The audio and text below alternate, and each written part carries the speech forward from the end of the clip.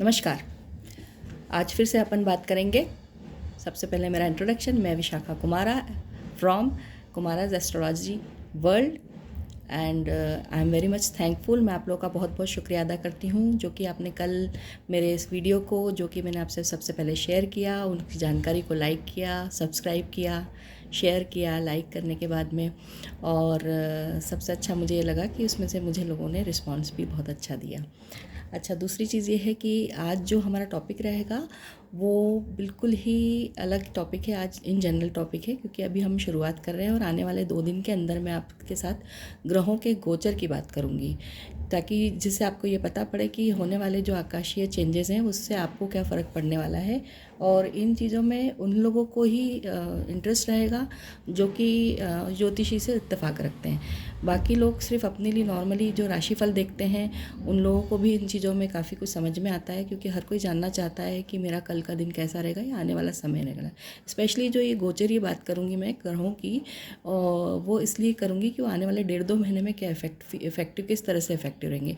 क्योंकि आप लोग भी जानते हैं कि अभी का 1-1.5 महीना ही हमारे लिए बहुत इंपॉर्टेंट है।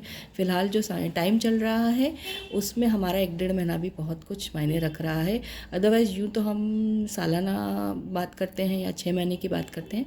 तो मेरा जो टॉपिक रहेगा वो ये ही रहेगा कि एक तो ग्रहों की गोचरीय गणना के आधार पर आप लोगों की राशि अनुसार आपके ऊपर क्या प्रभाव पड़ने वाला है, और दूसरा मैं आज तो नहीं वीडियो ये वाला डाउनलोड करूँगी, पर आज मैं आपको आपकी राशि से संबंधित बातें ज़रूर बताऊँगी, ताकि आप इसको जब वो जो वीडियो मेरे आगे के देखें तो उसमें आपको ये पता पड़ जाए कि किस राशि से मैं संबंध रखता हूँ।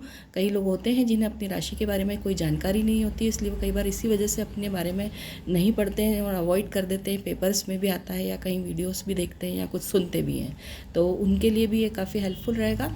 और दूसरी हम बात करें तो उसके बाद मैं कुछ बात करूँगी थोड़ा सा वास्तु दोष के हिसाब से घर की कुछ नेगेटिविटीज़ दूर करने, क्योंकि मेरा अब उद्देश्य घर में लक्ष्मी प्राप्ति के लिए विशेष रूप से जोर देने का रहेगा।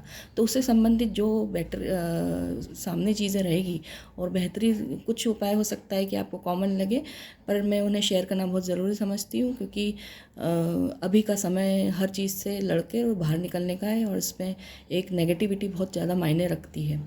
तो सबसे पहले मैं समय को ना बर्बाद करते हुए मैं इस विषय पे आती हूँ कि क्या आप लोग अपनी राशि जानते हैं। इसमें से इसका जवाब ये होगा, कई लोग जानते हैं, कई लोग नहीं भी जानते हैं। तो देखिए, राशि जो होती है वो हमारी जो भारतीय पद्धति है, जो भारतवर्ष में ज्योतिष को जो माना गया है, वो चंद्र कुंडली से ज़्यादा जोर दिया था। हालांकि सूर्य कुंडली को भी ध्यान दिया जाता है, सुदर्शन चक्र जिसे हम कहते हैं, और लग्न कुंडली जो कि हमारी प्रमुख कुंडली होती है, उसमें कई तरह के कुंडली के अगर आपने अपनी कभी हॉरोस्कोप बनवाई हो कहीं से, तो बहुत सारी कुंडलियाँ आपके सामने होंगी, लेकिन इसमें मेन इंपॉर्टेंट 2 कुंडलियाँ ज़्यादा काम करती है। एक तो चंद्र कुंडली और उससे पहले लग्न कुंडली। हालांकि आपको ये सब शब्द बड़े अजीब से लग रहे होंगे और आपको समझ में भी नहीं आ रहे होंगे, पर मेरा प्रयास यही कि मैं थोड़ा सा इससे आपको फैमिलियर करा दूं, ताकि आप इन चीज़ों को समझने लग जाएं।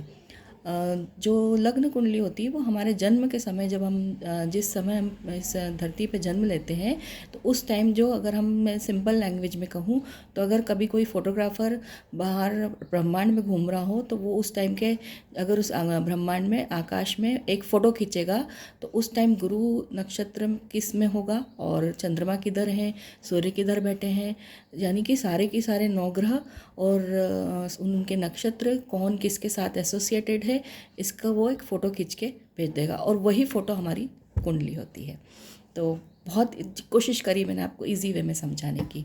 दूसरा, उसके बाद में हम लोग जो कुंडली देखते हैं वो चंद्रमा के आधार पे देखते हैं। जब जो हमारा डे टू डे जो राशिफल होता है, या हमारे महीनों के हिसाब से जो हम राशिफल देखते हैं, ये सब हम चंद्रमा के आधार पर देखते हैं।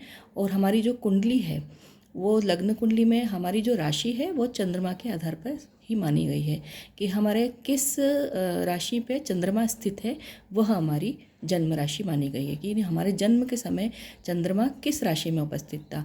यानी अगर मैं किसी का उदाहरण लूँ कि किसी की लग्न कुंडली में चंद्रमा मेष में ही बैठा था, 1 नंबर जिसको बोलते हैं, अगर आपने कभी कोई कुंडली देखी हो तो उसमें देखा हो उसमें 12 खाने होते हैं और 12 नंबर्स होते हैं, तो उन नंबर्स में से किसी भी 1 नंबर के साथ चंद्रमा एसोसिएटेड रहता है और उस जो कुंडली की जो वो राशि होती है वो उसकी चंद्र राशि मानी जाती है, यानी कि हम लोग उस राशि को मानते हैं।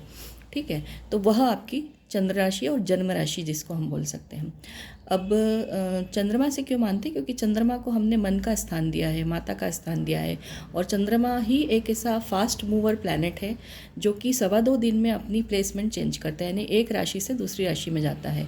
इसलिए उसके अकॉर्डिंगली ही हम लोग मूव करते हैं। हमारी सारी अगर मैं किसी राशिफल की बात करूं या आपके ऊपर उस चीज़ का क्या प्रभाव पड़ने वाला है आने वाले 2-3 दिन के अंदर, या अगर पर डे का अगर मैं हॉरोस्कोप प्रेडिक्शन लेके बैठूं अगर आपका पर्टिकुलर, तो I can predict on that basis only. अब दूसरा इसमें इंपॉर्टेंट चीज़ है कि कई लोग नहीं जान पाएंगे कि मेरी चंद्र राशि क्या है। इवन वो लोग कुंडली भी खोलेंगे तो उन्हें नहीं समझ में आएगा। तो आप सिंपल अगर कुंडली खोल के सिर्फ ये देख सकते हैं कि अगर आपकी राशि के साथ में कौन सा नंबर लिखा हुआ है और चंद्रमा किस नंबर पे बैठा हुआ है, बस आप उसको ध्यान रख लीजिएगा। और इसके बाद मैं एक एक करके नंबर के हिसाब से राशि का नाम लेती जाऊँगी, तो आप उससे अपनी कुंडली में उसको ढूंढ लेना। पहला लेसन।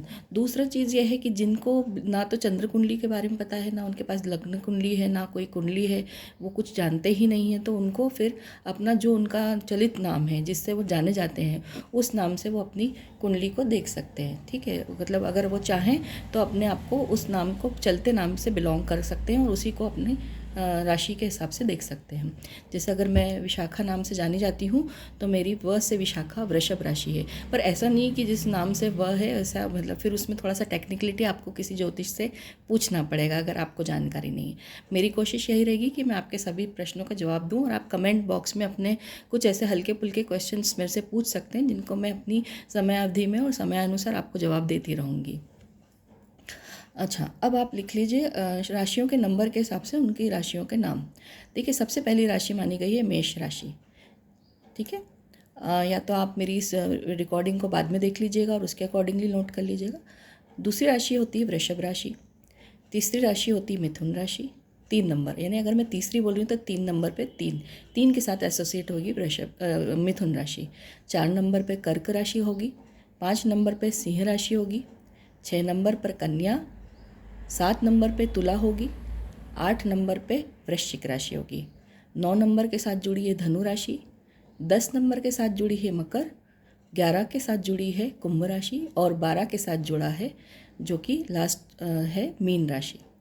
धीरे धीरे ही मैं आपको इन सब चीज़ों में जोड़ती चली जाऊंगी और मेरा काम है कि अगर मैं आपको मेरे किसी विषय के साथ में कोई जानकारी आपके साथ साझा कर रही हूँ, शेयरिंग में चल रही है, तो बेसिक आपको उसका पता होना चाहिए। और मेरा उद्देश्य यही है कि आप इस चीज़ से जुड़ें तो आप कम से कम अपना बेसिक लेवल्स के साथ में जुड़ें, ताकि हम जब ये सफ़र तय करते रहेंगे, it is going to be a very long journey, it's gonna be very long journey. तो आप निश्चिंत रहिए, मैं आपके साथ हूँ और जहाँ आपकी गाड़ी अटकेगी मैं आपको डेफिनेटली उस जगह पे हेल्प करूँगी।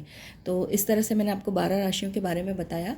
और अगर इन राशियों में से आपकी जो भी राशि है तो आपका आगे आने वाले, जैसे कल ही मैं गुरु के गोचर पे बात करूँगी और बहुत इंपॉर्टेंट हो गया क्योंकि वो अभी आज ही 14 तारीख को ही चेंज हो गए हैं। उसके साथ साथ शुक्र का भी थोड़ा सा परिवर्तन हुआ है और सूर्य भी परिवर्तित हुए हैं।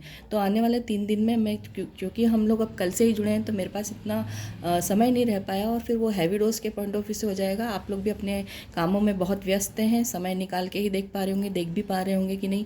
तो चलते फिरते भी अगर आप सुन लेंगे तो आपके लिए नॉलेजेबल रहेगा कि आपके आने वाले 1.5-2 महीने कैसे रहेंगे, यदि आप इंटरेस्टेड हैं और इस चीज़ से इत्तेफाक रखते हैं, एस्ट्रोलॉजी को जानना चाहते हैं और अपने बारे में भी सोचना और सुनना चाहते हैं। तो ये रहा मेरा राशि के बारे में आपके साथ में शेयरिंग। और अब दूसरा जो बात है वो यह रहेगी कि वास्तु के हिसाब से अगर मैं देखूं तो वास्तु के हिसाब से मुझे आपके साथ में कुछ जो शेयर करना वो ये है कि देखिए वास्तु में आज शुरुआत करिए। सबसे पहले यदि कुछ लोग तो बहुत टाइम से कर रहे होंगे और काफ़ी कुछ लोग कर रहे होंगे। Very very simple and very basic फंडा है घर में से नेगेटिविटी दूर करने का। सबसे पहले आप घर में नमक का पोछा लगाना शुरू करिए।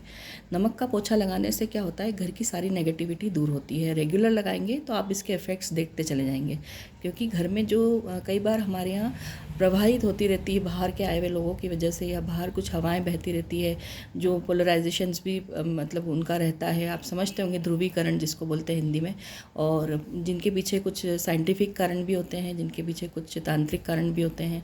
सो I don't want to go into deep, but yes there are some bad energies which are movings outside of your house and that come inside in your house. या फिर अगर मैं ज़्यादा किसी अंधविश्वास में नहीं डालती हूँ, पर फिर भी ऐसा मैं इन विषयों से जुड़ी हूँ तो मुझे मालूम है कि कई बार आपसे, आपकी उन्नति से जलने वाले, आपको परेशान करने के पॉइंट ऑफ व्यू से आपकी अच्छाइयाँ ना देखते हुए लोग आपके घरों के ऊपर कुछ कर देते हैं, आप पर कुछ कर देते हैं। उस पॉइंट ऑफ व्यू से भी आपके ऊपर कुछ ना कुछ बैड एनर्जीज आपके घर में मूव ऑन हो सकती है। तो उन एनर्जीज़ को दूर करने के लिए मैं आज आपके साथ छोटी मोटी चीज़ें शेयर करूँगी।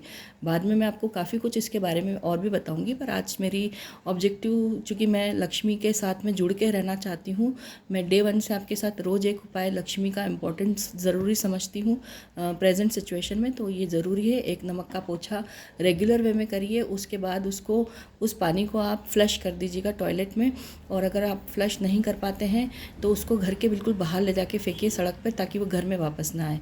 और गुरुवार के दिन मत करिएगा, गुरुवार के दिन नॉर्मल पोछा लगाइए। तो सिर्फ थर्सडे को छोड़कर बाकी दिन आप बिल्कुल ज़रूर नमक का पोछा लगाना शुरू करिए। यदि आपके पास खड़ा नमक है या रॉक सॉल्ट है तो और भी अच्छी बात है। तो ये एक बहुत इंपॉर्टेंट उपाय है, और इसको 10 दिन आप करके देखेंगे तो आपको डिफरेंस समझ में आएगा। इवन 3 दिन के अंदर ही आपको घर के अंदर की एनर्जी का चेंजेस नज़र आएंगे। तो आप इसको करिए, ज़रूर करिए। दूसरा है उपाय, एक ये भी लक्ष्मी से प्राप्ति। देखिए, वो नेगेटिविटी जाएगी तो positivity means Lakshmi, positivity means money, positive means prosperity in terms of all things, not only on money. अगर आपका माइंडसेट फ्रेश है, अगर आप खुद अच्छा फील कर रहे हैं तो आप प्लान अच्छा कर सकते हैं, आप सोच अच्छा सकते हैं। यदि आपका माइंडसेट ही एक नेगेटिविटी से भरा है तो आपके लिए कुछ प्लानिंग करने में भी प्रॉब्लम आती है। तो मेरा उद्देश्य यही है कि घर की नेगेटिविटी दूर हो। दूसरी चीज़ यह है कि आप घर में कहीं भी जाले मत लगने दीजिए। जहाँ भी जाले लगते हैं आप उसको तुरंत साफ़ करिए, क्योंकि जाला लगना एक बहुत बड़े नेगेटिविटी का कारण माना जाता है। इसलिए प्लीज़ अपने घर को बिल्कुल स्वच्छ रखिए। और फिलहाल लॉकडाउन में जो हमें अब सर्वेंट्स की प्रॉब्लम है, नहीं आ पा रहे हैं सर्वेंट्स, तो प्लीज़ ऐसा मत करिएगा कि अब घर में नौकर नहीं तो काम नहीं हो पाएगा और सफाई नहीं होगी। ऐसे वैसे बहुत ही कम लोग होंगे ऐसे, जिस तरह से लोग जानते हैं कि अपने घर की सफाई बहुत मायने रखती है। तो आप बिल्कुल रेगुलर वे में जाले और साफ़ सफाई बिल्कुल करते रहिएगा। तो ये 2 टिप्स के साथ मैं आज फिर एंड करती हूँ। कल मैं फिर स्पेसिफिक एक लक्ष्मी उपाय के साथ आपके पास आऊँगी, और साथ में हम किसी भी एक जो भी आने वाले ग्रह चेंजेस हुए हैं उसके गोचर पे बात करेंगे। तो फिर से मैं आपसे एक रिक्वेस्ट करती हूँ, मेरे इस वीडियो को ज़रूर लाइक करिए, शेयर करिए, और इसको जो नोटिफिकेशन बेल आइकॉन है जो आपके सब्सक्रिप्शन के पास में दिया हुआ है उसको प्रेस जरूर करिएगा, ताकि ये जो मेरा अपलोड ऑफ न्यू एपिसोड है वो आप तक तुरंत पर्सनलाइज नोटिफिकेशन के साथ में आ जाए, और नोटिफाई होते रहेंगे तो आपको इमीडिएटली अपडेशन होता रहेगा, और इससे मेरे साथ आप जुड़े भी रहेंगे और मैं आपसे जुड़ी रहूँगी। मेरा सौभाग्य है। So all the best and take care of your health, और have a good very nice sleep, cool and calm, and bye bye. Thank you.